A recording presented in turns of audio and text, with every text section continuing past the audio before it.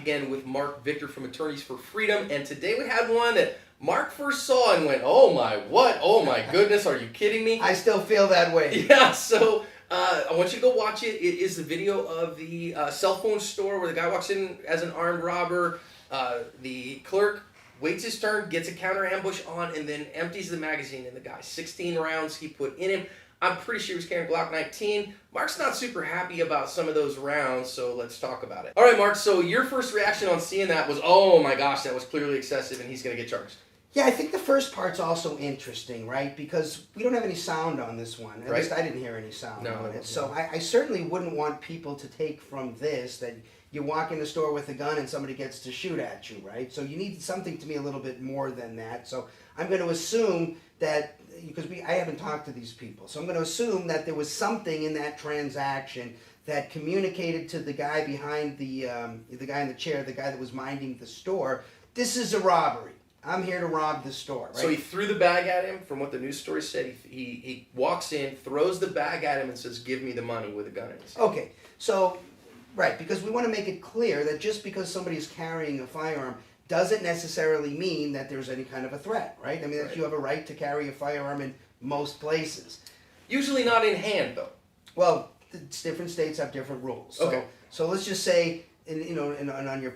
There are different rules for different places as well. On your place of business and other places. In Arizona, no problem, unless there's a sign outside that says no guns, or it's one of the places you're prohibited from carrying. But here in this state, people can carry guns, and they can carry them openly, and they don't even need permits for it, as long as you're not a prohibited possessor. So let's assume, for the sake of our discussion, that this guy wasn't just carrying a firearm. He walked in and communicated to the guy who's minding the store that I'm here to perform a robbery. Yes. Under those circumstances, I got no problem whatsoever with that store owner or the employee grabbing his firearm and emptying a round into the other guy, or even more than a round, as many rounds as it takes to stop the threat, to neutralize the threat. But it seemed to me the threat... Hear that on the channel all the time, guys. I say that exact same thing. Once the threat's neutralized, which to me looked pretty quick in that video, we only watched it very briefly, but it looked to me like this guy's on the ground pretty quick. I'm not saying you pull the gun off the guy. I got no problem with holding the gun while you're calling the police. Because he could be faking, he could grab his gun. There's still risks, that's ongoing. I get that. But this guy, to me, looked like he was continuing to empty the firearm, discharging round after round after round when the threat was over. So I got to tell you, if I'm the prosecutor on this one, I'm thinking this guy may need to be charged with something, because I think he might have gone too far. But in fairness, there are lots of gray areas in these prosecutions. And I've had cases myself where I had a case one time where my guy is in his home and somebody comes in the house and it's clearly a threat. It's clearly an attempt to burglarize the place, and my guy pulls a gun. He's totally justified. But then the bad guy turns and starts leaving, and my guy discharges a round. And he gets him more on the side and in the back than in the front. It could have been an argument made that this was too much. But on the other hand, the police and the prosecutor figured out pretty quick, my guy was the good guy in the scenario, and these other guys were the bad guys. So I don't want to say they swept it under the rug.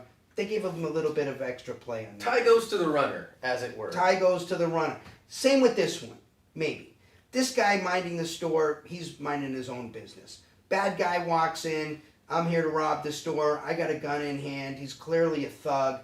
Tie goes to the runner. If he, you could make so. If I was defending this guy, or I was talking to a prosecutor to try to convince the prosecutor not to charge my client, the store owner, I would say, look, the threat's ongoing. He still has the gun there. He could have gotten, all it takes is one round. Moving in his upper body. Yes, there are some things like that, but I'd be nervous about that, frankly, making that argument. I think this guy probably could have and should have stopped after that first or second round. Whenever this guy was neutralized, to me, if you want to be safe, that's the point at which you stop. Because to me it starts looking like vengeance after that. It looks like I'm trying to take this guy's life. I don't know what happened. I don't know what the arguments were. It can be a little difficult to comment on these videos without having all of the facts. And of course, we both remain open-minded that if there are new facts that come to the table, could easily change our minds on how we look at the case. But based on the little bit that we just got, what we just saw, looked to me like the store owner or the guy that was working in the store probably discharged too many rounds. So I think there's some interesting stuff here. That number one, there is such thing as prosecutorial discretion. Absolutely. And not only, I mean, so that's at every level, And right? we need it. Because you can't make a rule that covers every situation. And there are times that the cop on the street, is he going to write a ticket or is he not going to write a Gets ticket? Is he discretion. going to arrest for this or is he not going to charge for this? So there's discretion there. And then the prosecuting attorney, there's discretion there. I know from a self-defense perspective, I never want to put myself at the mercy of prosecutorial discretion. And that's what we're talking about here. So when I give my commentary about I think this guy fired too much, I mean he probably could have protected himself, neutralized the threat without firing all of those shots. As it turns out, it appears he got away with it. He's not getting charged. And indeed, this is the reason why I think that having the county or the city or whoever elect the prosecutor makes a lot of sense, right? Because they do have discretion. No one's talking about we should take that particular area of discretion away from them. But the way they apply it has to reflect the community standards. Okay. And if the community doesn't like how the prosecutor is sort of using that discretion, well, the remedy there is to vote in a different prosecutor. It makes sense. I hadn't thought about it that way, Mark. Thank you for that. I appreciate that. So I think that what I said from a trainer's perspective is you want to have some rounds left in that gun in case the bad guy has some buddies hanging around, right? So putting 16 in this guy doesn't leave me any for anybody else around if, God forbid, he has some accomplices, right? Also a very good point. Yeah. So unwise. Now, from a legal perspective, I think that what I'm hearing from you is remember, the prosecutor's going to look at, you may say, well, gosh, man, I just wasn't thinking at all and the gun just kept going off. But he's going to stop that video every round and go, is this reasonable? Is this reasonable? Is this reasonable? And so sometimes slowing your flow a little bit and saying, wait a minute, is he still a threat? Is he still a threat? Do I need to shoot? Must I shoot him again? And when the second it says no, stop. You know, I can tell you just having interacted with many, even elected prosecutors over the years, and how they exercise their discretion. To me, a good prosecutor in a case like this is not going to make that decision. A good prosecutor is going to send that thing to the grand jury. Let's just say the grand jury gets to make the decision. Let's take the citizen members of the community. Let's tell them what the law is. Let's present it to them in a way that's very fair. You guys decide whether or not there's probable cause to return what we call an indictment, which is really just the charging document. We call it an indictment because it flags it for everybody.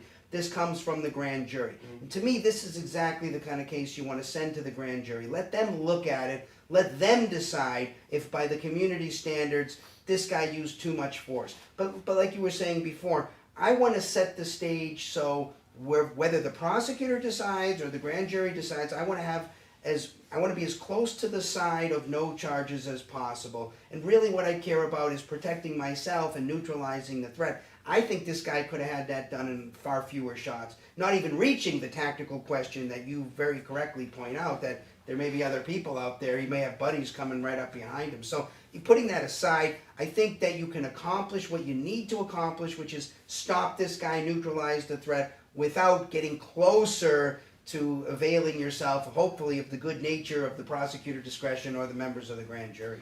So here's where maybe we start thinking in the tactical world, because we've talked in the legal sense as well, that I know that when we're out there on the range, we want to run those .18 splits. We really want to shoot as fast as we possibly can, getting accurate hits.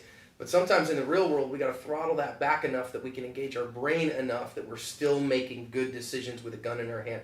Because really, at the end of the day, I mean, when we're talking about a defensive shooting, the jury's not asking, were we a good marksman? The jury's asking, did we make a good decision with a gun in our hand? And so we better be able to do that. And so having videos like this and getting advice ahead of time lets us think about this stuff ahead of time so we make a good decision in the moment. Because honestly, one of the things I've learned from you as well, jury won't even care what my training is. They'll only care, did I make the right decision in the moment?